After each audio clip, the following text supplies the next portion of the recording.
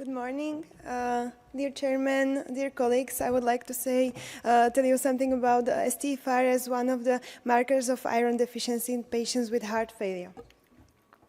Iron deficiency is a very common comorbidity in patients with heart failure, and it not have to be always expressed by anemia. In patients, even in non-anemic patients, it is the prevalence is up to 59%, and in the acute heart failure, it can be up to 80%. In the conditions of iron deficiency, the bioenergetic reserve is reduced in organs with very high need to energy supply, like heart muscle is. And it is connected with decreased capacity of more exercise capacity and low quality of life, and also connected with very high level of decompensations and for heart failure. In the AST guidelines for diagnostic and treatment of heart failure, it is highly recommended to screen for iron deficiency in patients with heart failure. Not only to take a blood count, because anemia don't have to be the marker. In patients with heart failure, the iron deficiency is defined like ferritin under 100 or 100 up to 299 if the transferrin saturation is under 20%. But there can be the problem with diagnosis based on ferritin, because ferritin is also an acute phase protein, and heart failure is an inflammatory condition. But the thresholds for a diagnostic of iron deficiency is quite higher than in normal population. But the question is if the diagnosis based on ferritin is correct. In recent study, iron deficiency defined by the guideline definition was found to have a low specificity for the patients with reduced ejection fraction. In other recent study, mortality was lowest when the ferritin was under 100, and the saturation of transferrin was above 20%. So this can provide that ferritin-based diagnosis is burdened by inflammation, while low saturation of transferrin reflects iron deficiency in heart failure. So it can seem that saturation of transferrin can be a more accurate parameter to diagnose iron deficiency, and newly the STFR molecule appears to be promising to this. It is a soluble transferrin receptor, which is a very sensitive marker of iron deficiency, and it means that it is expressed or increased in serum when the cells are hungry for iron, which can reflect the depletion of iron in body. And because STFR molecule, it is not so sensitive to inflammation, it can detect iron deficiency also in the inflammatory conditions. What we wanted to do is to find out the role of soluble transferrin receptor in the patients with heart failure, advanced heart failure.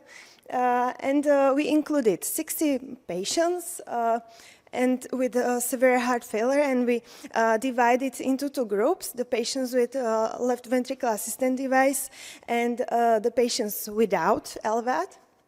And we measured iron metabolism like normally, but also measured saturation of soluble transferrin receptor. And we compared ID parameters established normally by guidelines with the STFR. Why we included LVAD patients? We just wanted to see if there's a difference between patients with LVAD and non-LVAD, because there are data that LVAD patients are more likely to have iron deficiency or anemia, but on the other hand, they also have higher conditions of inflammation. So let's take a look to the results. In the whole group, iron deficiency was prevalent in 55%. In patients without LVAD, it was 45%, and with LVAD, it was 68%.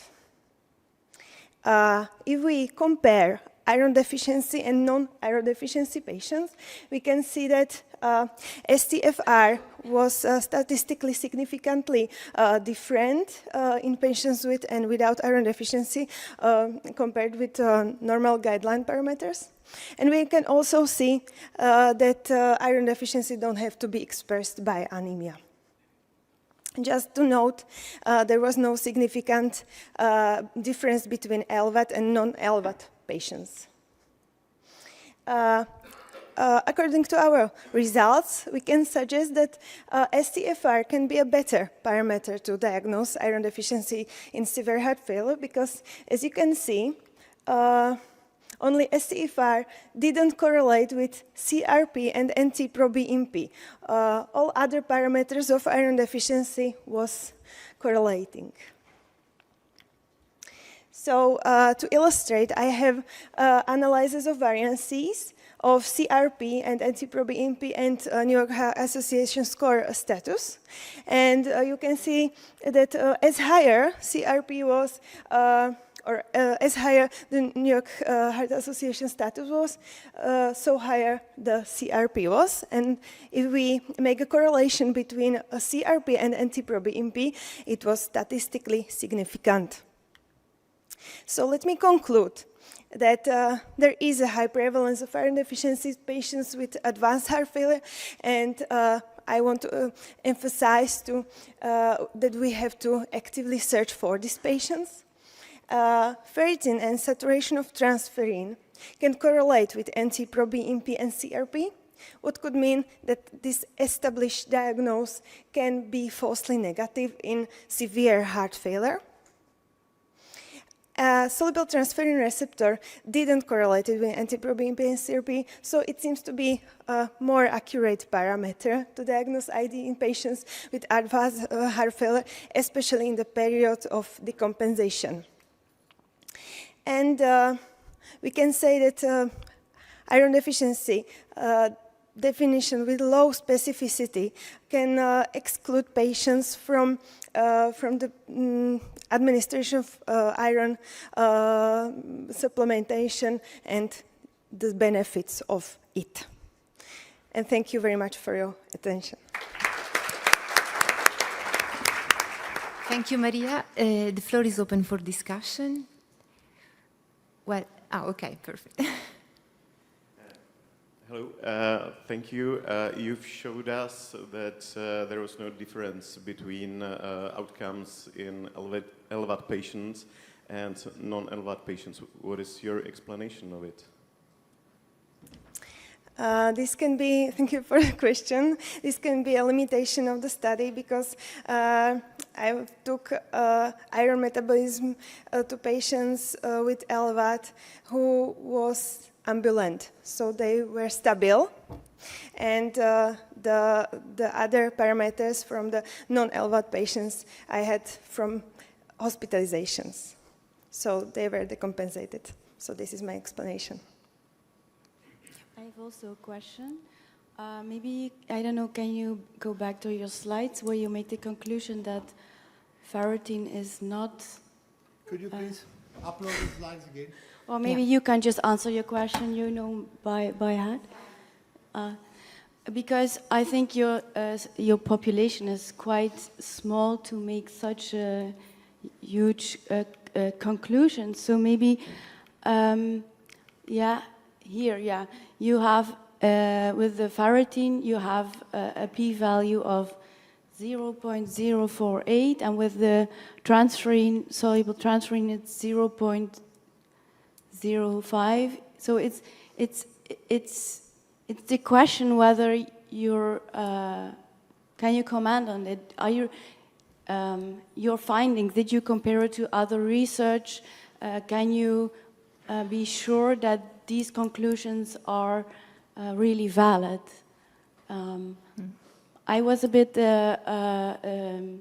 I should be a bit more careful maybe, because I know transferrin is also a negative acute phase protein, while ferritin is a positive acute phase protein. So I was a bit surprised about your conclusions. Can you maybe comment on it? Or do you have any idea from other researchers what they found? Yes, thank you for the comment. Yes, I really did the research, and the soluble transferrin receptor is something what I looked for in my research, because the recent studies think it the same as me. So and other parameter seems to be more precise is saturation of transferrin, like better than ferritin. And the soluble transferrin receptor is something new, so I want to do that. But it is a limitation of study that I have a small amount of patients. Okay. It's true. Thank you so much, Maria. Sorry, we have to go ahead.